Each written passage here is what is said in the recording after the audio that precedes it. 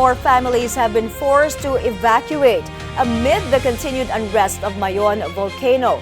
Millions worth of agricultural products have also been damaged. For the latest, we now go live to Ryan Relobano of Abante reporting to us from Camalig. Ryan, kumusta na ang sitwasyon dyan? Hindi pa rin makampante ang mga residente sa paligid ng Bulkang Mayon dahil sa hindi matiyak na galaw nito. Sa mga nakalipas na araw, naitala ang salit-salit na paghina at paglakas ng aktibidad kabilang ang pagdaloy ng laba, pagbuga ng abo at paglabas ng makapal na usok. Ngayong araw, May 6, 2026 sa pag-iikot natin, kalmado naman pero kaninang 8:15 ng umaga ay bahagyang nagbuga ito ng abo. At dahil dito, mas marami pang pamilya ang napipilikang lumikas at nananatili sa iba't ibang evacuation center sa Albay. Ayon sa Albay Public Safety and Emergency Management Office, 80 na barangay ang pinadapa nitong pag-aalboroto ng bulkan. Kabilang na ang mga bayan ng Tabaco, Legazpi, Ligao, Camalig, Malilipot, Santo Domingo at pinakaapektado ang Daraga at Ginubatan na una ng mga ito na isinailalim sa state of calamity. Umaabot naman na sa mahigit 120,000 na individual ang apektado mula sa nasabing 8 bayan kung saan pinakamarami ang nasa halos 100,000 na individual sa Ginubatan.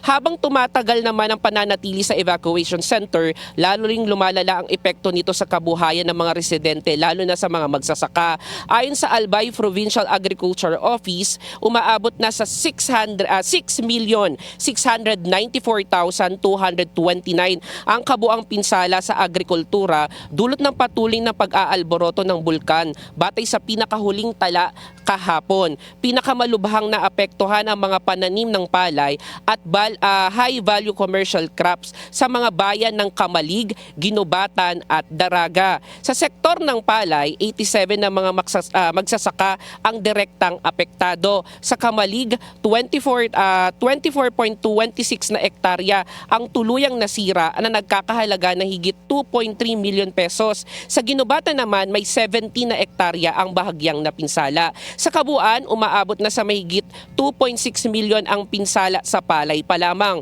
Mas malaki naman ang lugi sa high value crops na umaabot sa higit 4 million pesos. Nangunguna ang Daraga na may halos 2.8 million pesos na pinsala mula sa 9.25 na ektaryang taniman. Apektado rin ang Ginubatan, Camalig kung saan libo-libo ang halaga na nasirang pananim.